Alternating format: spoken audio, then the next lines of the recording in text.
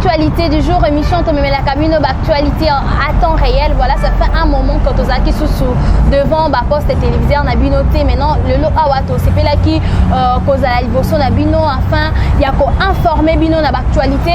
Oui, les cananambo canabiso. Voilà, je dis un grand merci na ba partenaire nabiso. Je vois Bob Osango depuis Suisse, Mbote na bisika zali vraiment na soutien et ça. Je dis un grand merci à mon équipe technique de Yoka Base TV. Merci nabino nyonso o bozo s'abonner, bozo partager ba lien un peu partout. Je dis bonjour à tous qui vont nous suivre depuis Angola, depuis Paris, depuis Amérique, depuis Canada.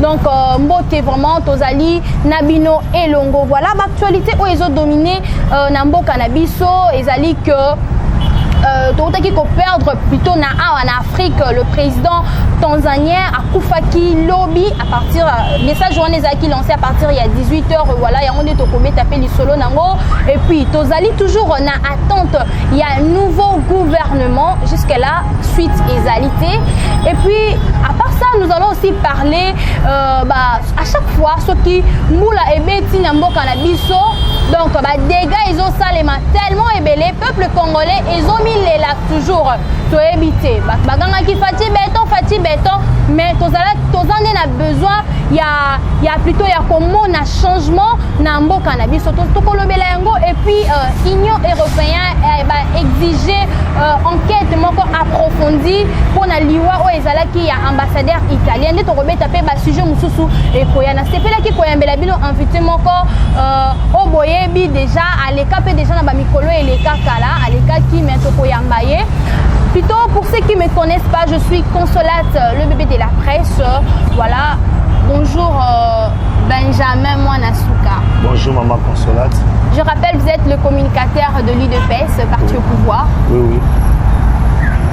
Je suis l'un des communicateurs de l'UDPS, parti au pouvoir et parlementaire du groupe de l'UDPS.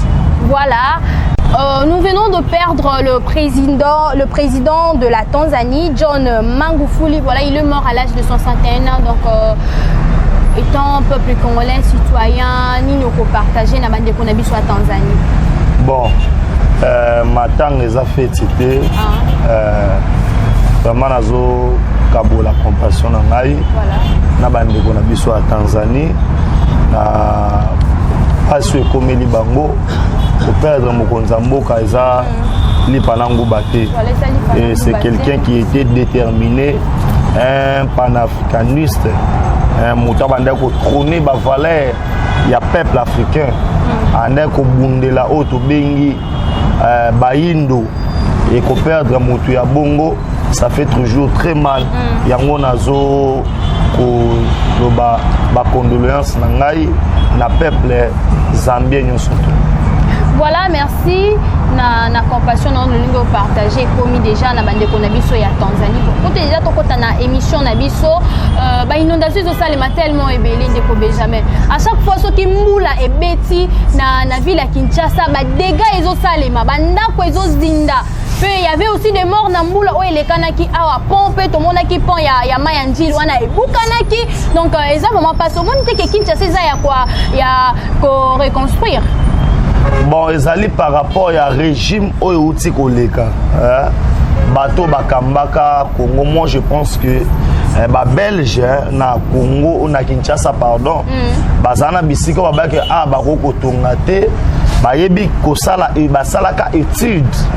Parce que les lots inondation ba besoin na Kinshasa parce que beaucoup de gens ont construit na ba norme ya urbanisation terrain où ezali marécagé bisika pe mai ebotaka ezana ba type ya bandako bakoko tonga place wana il faut que la main nzani ya okende mais comme régime otiko leka bazaki l'état ezaki quasi inexistence no monique bato na bato batongi na ndenge na bango et conséquence nango lelo ezali ete soki mbula ebeti il y a des inondations po bisika ya mai kokende zate tomoni pe ba pont o batongaki na régime otako leka ezaki à la hauteur te ndo moni lelo mbula ebeti ekomi oyo ebuka na mabe oyo esala boye mabe encore une fois ozomona combien ces gens là banda kokamba mboka oyo c'était des sorciers.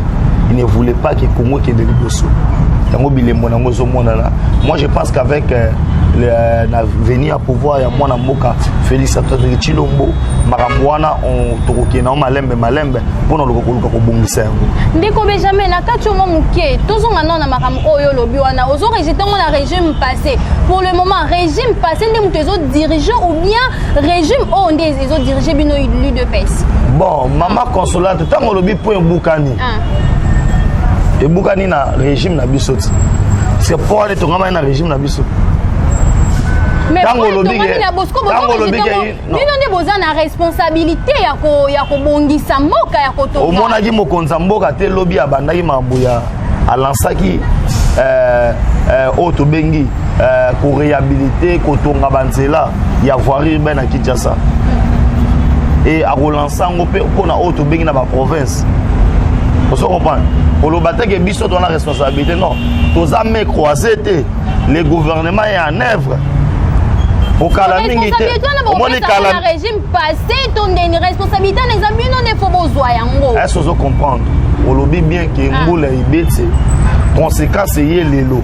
Mais makambo oyo esali ke banda kuto banini ebo ya ba mai etonda. Eza makambo etonga maki. Tango zo par exemple pour manjil biso tongi pour manjil.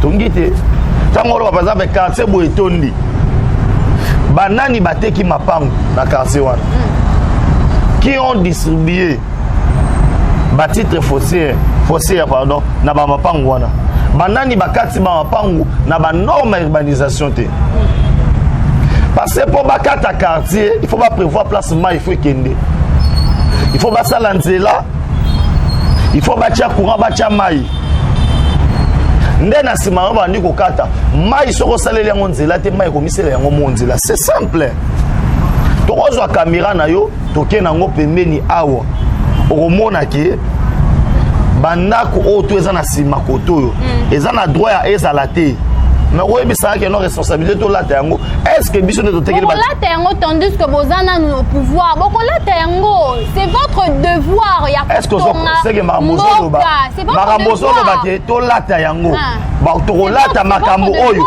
ezo salima non to lata par exemple point tongama na 1960 so ekoyi na tango fachi lata responsabilité parce que c'est lui le président. Non. C'est lui le président.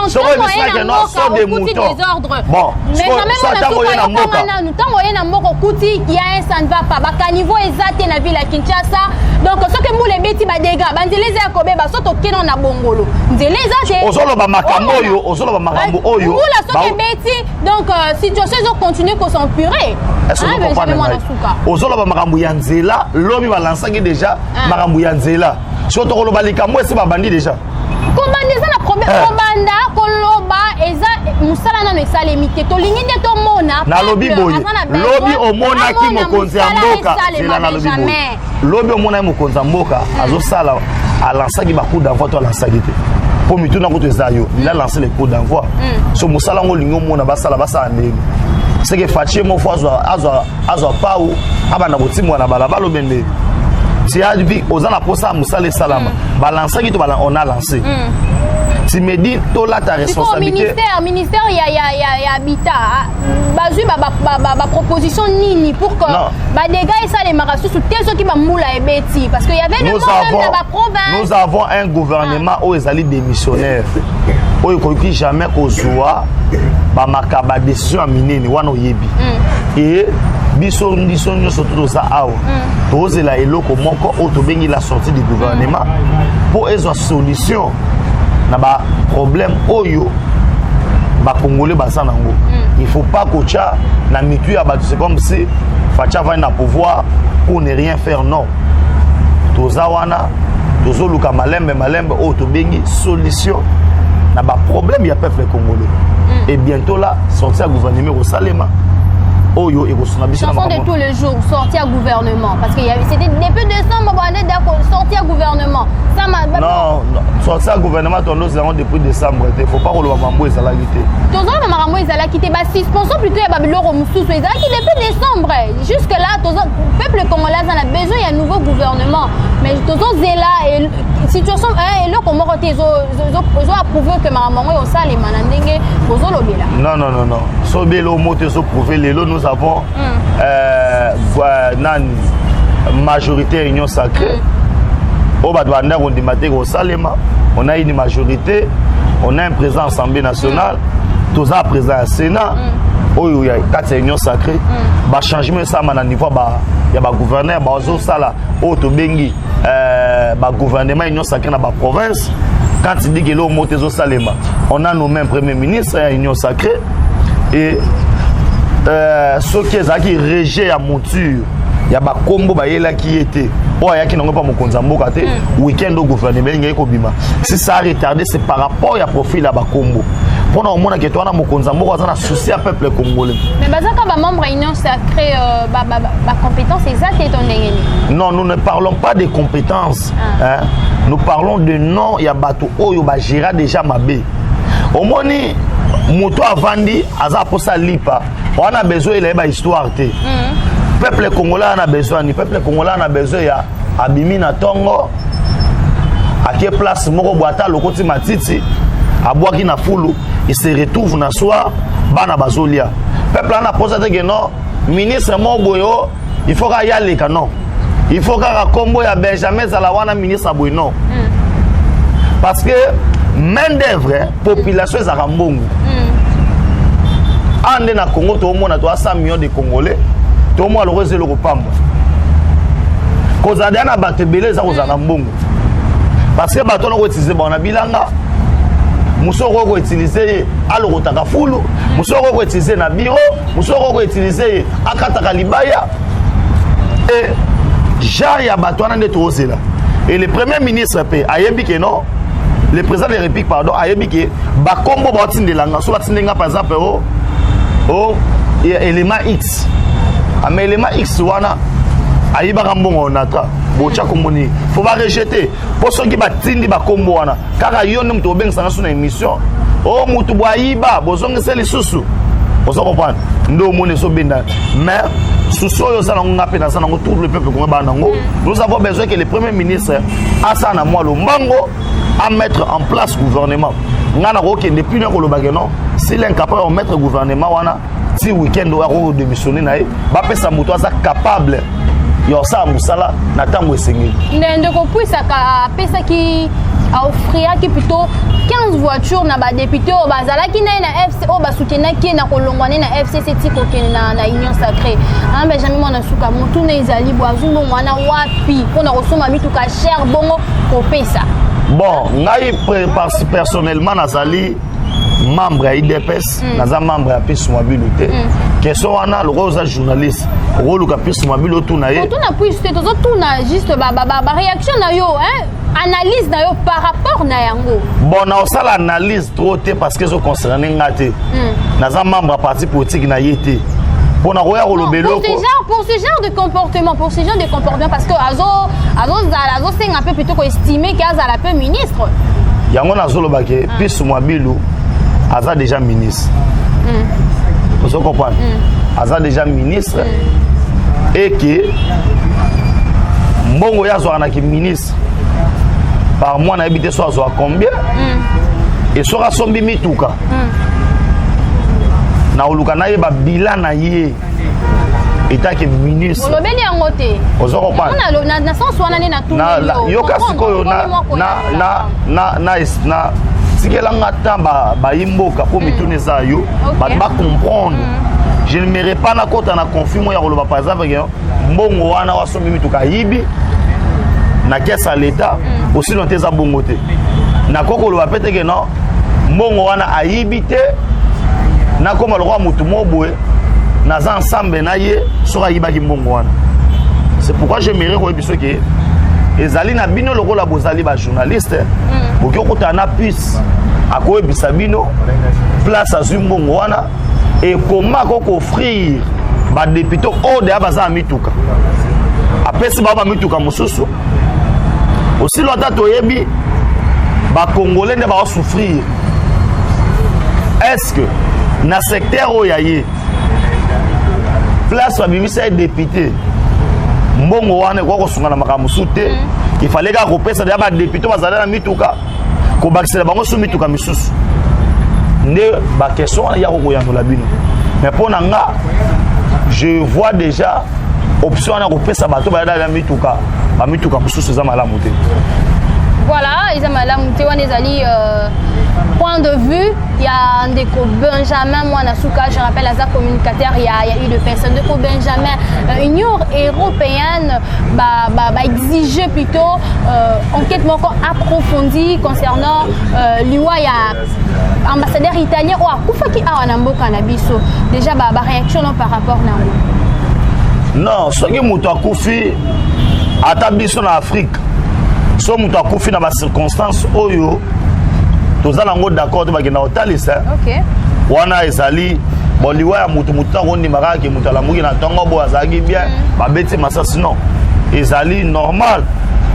Mais nazo sepelate na lolenge oyo bakomi komemela makambu yango ezobima lokola baolinga balatisa RDC.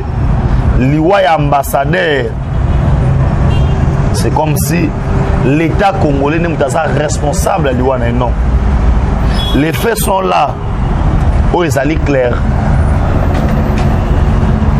que Monisco n'a pas ne baza bato et même circonstances ya Liwa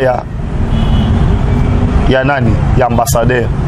Auto yebiki un ambassadeur pour se déplacer et ali bongo na ba procédure il faut y aller là. Entre autres, il faut informer le ministère des Affaires étrangères. Après si durée à voyage naïe. Après si peu motif à voyage naïe. Akola mukape na tongo akeite. Auto bengi ministère des Affaires étrangères bako tuna na province passe ya zokeni. Est-ce que bozo garantir la sécurité ya moto na nzela ya kotambola? Bako informer ba service de sécurité et pas le gouverneur, bako informer administrateur à territoire bisika kokendele que non mutu boy pena simanango bako pesa ye sécurité oyo kotambusa ye dia kozonga. Maintenant, question est Ali Boy. Est-ce que l'ambassadeur Italie a rempli ça qui va condition surtout? Non. Abimaki, Akendaki, Ayokuta Nalikama ya Liwa. Trop c'est pas na Liwa ya Mutute. Mais Liwa wana et procédure le roi respecta qui a ngoté. L'État congolais n'est pas responsable. Ce qui l'Union européenne a reçu une enquête, ils ont un problème. À cause de l'enquête, fait bazawa et zawana. Mais Congolais n'a jamais lié ambassadeur et pas biso ba Congolais. Pour ambassadeur à Koufi na auto benga na kinoiserie qui lokoso à Koufi Kop. Ambassadeur à Koufi bangonde bazonyo ko la bandeko na biso na est. Na kopa minéré. Non, akenda ki aide humanitaire te poto moni na makati ya babulu ya minéré. Soit qu'il y a aide humanitaire, à cause de la minéré, et le roi a fait une coffre, l'Union européenne a ça une banquette, mais tu es bien non, et qu'on aboutir na RDC pour RDC tu es membre. C'est ça. Ok, voilà. Apport ni au gouvernement congolais, qui pour un bon déroulement, il y a enquête. Bon, apport il y a RDC qui est en enquêteur barouya, on fait sa bango sécurité, pour accompagner bango na bisika au bazon na enquêter. tozobanga na biso le côté parce que on n'a pas eu à tuer un ambassadeur n'attend on a biso eza biso to bomité akufi na ba rebelle oyo lelo États-Unis reconnaître que non ba ADF ezali groupe terroriste vous comprenez maman et ya moi to sabino que non RDC to ça calme Fachi Beto azane posé ba rosa banquette na ba mais bino ba besoin rosa la banquette so bo moni hors place on a bo simba ngote bo tike so hors na biso ka place ezala so bo moni mais quand on fouille bangote on fouille bango ba zonga bon na mboka na biso na biloko na biso non to fouille bango voilà Benjamin Mwanasuka et pour que tout bana déjà cochité dans émission na biso voilà un ancien milicien ya Kamina Sapu na kombo ya monsieur Laurent Tumbu azala ki bongo condamné à perpétuité pour la crise de guerre wana alors motuna ezali bo est-ce que décision na au justice est juste et koki ko apaiser ba famille oyo ba milela ki o bazwa ki bazala ki plutôt ba victime ya ba problème wana et ko apaiser une partie parce que tant sous maman yo koma kasaite ngana koma kuna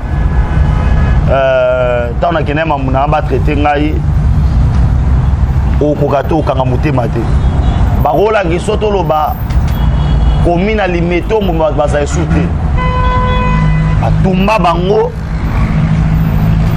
batimbola mabulu na tracteur bakunda bango jeune musuba bomaika po ala muka na tongo na mwela mbasalité babike no zaka mwena sa popa babomie kokatsa lelo na kokatsa na kocha na lox na mutu na roba na china nga pasola na mutu eze logota mais aboma ba jeune bongo et ba famille ba to ba perda sont des villages et des villages o ba kufa omoni baloba na lingala awulu wala ikoyela oyo koyeba te hein omoni loko so eza na famille na yo ndoko yeba pasi na mo omoni ambassadeur akufi mondo mo mbebeleli ambassadeur italien akufi ambassadeur italien akufi mais na Congo ya biso il y a eu 20 millions de morts maman so ngo ka somo bembe kota morgue kenata morgue mama yembo batandelo ata di bibemba toi capable so de sala biso batandi di bibemba mona bande banondoleka somo mais est-ce qu'on a Congo il y a eu 20 millions de morts toi makakota toi bateau et moi je pense que makamwaka mwena ça peut faut ba mambo malunga ba justice malunga salema ngana ko mati place ba boma selina catalane au talibozo lela plus de 80 fausses communes ba doka fausse commune à Sangwa et ande to sabo ba bomi biso no surtout OK mais ba zui libulu ba timbo na tracteur ba kamati bino ba zipi bino ka bongo et bah il va dire non le colonel Zawapi, l'is nous Zawapi et ça fait très mal. Au moins la communauté internationale aujourd'hui, bah France, la Belgique, bah la Union européenne va dropper ça sur la leçon. Na Congo il y a eu 20 millions de morts. Population à Haïti ça 2 millions, mais biso de kufa 20 millions. Et alors on va payer le roi bah Haïti on a 10 dans le monde des insultés. Non seulement ça. 20 millions de morts, génocide de Rwanda et ça là 160 000 personnes bakufa. Mais bah ça là un mémorial. Au bas s'incline naka. Mais na Congo il y a 20 millions de morts. Et parmi la région de bakufa belé natangwa Kabila.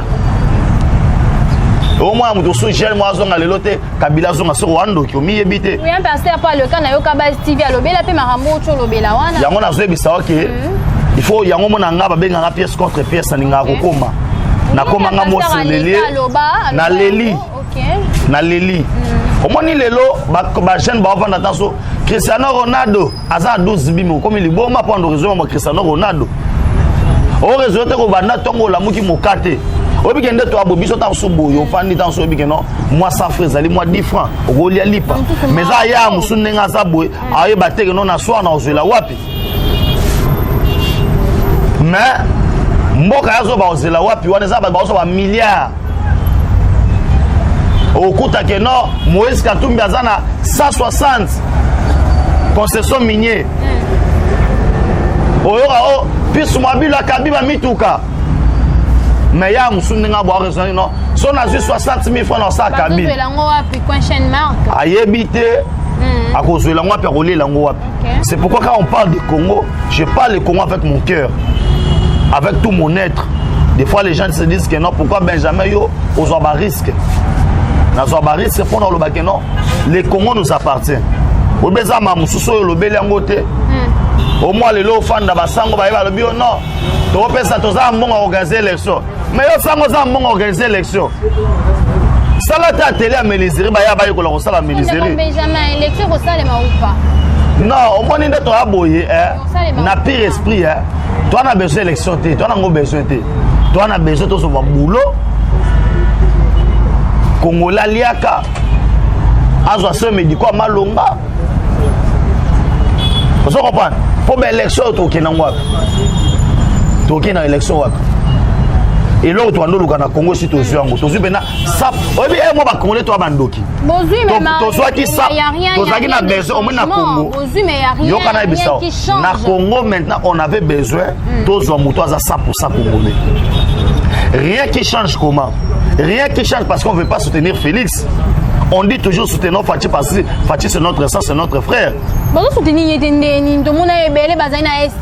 FCC, région de Réunion.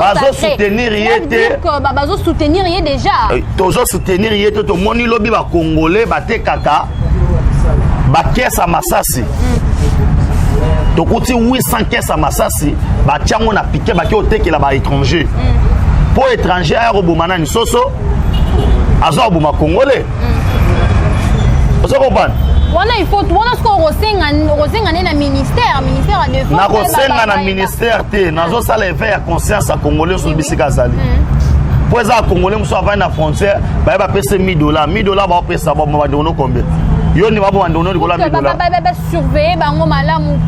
Ya mona so bisaka ki chaque fois gouvernement soki a doté plutôt outils wana ba matériel wana pour ba armes donc ils allaient bien surveiller pour que ya mona lobby Fatia aux partout hein Fatia on peut ça confiance dans maman consolate on peut ça confiance dans Ndeko Benjamin quand à Ndeko Benjamin bisika ba cheyo oye ba keno soki lelo Nandimi rebelle à côté à maman consolate. Vous comprenez? C'est ça. Voilà, Ndeko Benjamin, tu as commis déjà dans la émission Nabiso, actualité du jour. Mon ayo par rapport à l'émission à Mokola Lelo, Suzanne moi quelque chose à quoi ajouter, publicité, tout voilà. Bah téléspectateur Bazolanda yo. Bon, mon anga ezali que toza ba Congolais. OK. Bisika tu bola nangai, zwa pasi wana. Il y a des gens qui souffrir. Vraiment. Pour comprendre. Premier ministre, on a eu besoin de la famille, on a besoin Premier ministre. Mais il va souffrir. Il va avoir galère au Saranate. Yosko fan de boulot de Gendozo Matanami Tuko, qui t'a un biso benato sepelago. Au Vandi na c'est ce que na gouvernement bimite po bâtiment va y aller comme ministre mais on ça anonyme. Somo no ko no tiki na yo. Mais tika na yo. Tout ce que biloko wana ya retarder ton. Il est commis à 3 mois et nous avons besoin de gouvernement bima makambo fungwama yo ozoliana bana on a parlé va souffrir ça là est fort on a nazo le premier ministre ce qui samedi le ministre gouvernement a démissionné na yo OK démissionné na yo pour tout moi tina na hote oyo ano cheba linette biso do boulot ndeso pendeni to lobi tito comme samedi bimisa gouvernement s'il n'y a pas de gouvernement ça maloko de démissionner na yo so botuni bo chana ngaza wana o bo sande na premier ministre swag on est na premier o bilo zo bo mabino za ba français oyo ba français ba dola poser français te to lia ka funa français to lia funa lingala mutata kuna bena kwanga na kikongo azoni atakwanga bwina kikongo yo ni atakwanga na français non. Là, on a besoin de français, on a besoin de français. Les français, ils ont besoin de ça. Gouvernement, président de la République, ceux qui dimanche, le gouvernement, et qui est là, comme on Yaya, moi, quand on a beaucoup. Longola sur Longola, tiens, nous sommes belé. Tous c'est la paix qui poste, on a besoin de Pessingaï, on s'est retrouvé. Les Congolais vont se retrouver. Nous avons merci à Yoka Base, nous avons merci à Maman Consolate. Nous avons numéro de téléphone, les alliés, plus de 143. 9 70 40 89 57 puis c'est ça 43 9 70 40 89 57 aux apostles comme komika na Benjamin Mwana Suka na Facebook Benjamin Mwana Suka au monde ngana mapena mobimba na mayanda mbute na mobimba et ma solo continue normal. Merci beaucoup. Voilà, nous sommes arrivés à la fin de notre émission. C'était Benjamin. Après, vraiment message naé, la première ministre donc Asala Noki, le Mangonion sort abimisa gouvernement pour que Moussala et Banda Makam évoluer vraiment parce que le peuple congolais Zomi il est là toujours donc quand on sait la présidente de la République vraiment vraiment Sala Makam et les Canadiens il y a bien vraiment pour que Baba Ramsey s'est posé. C'est consulat le bébé de la presse.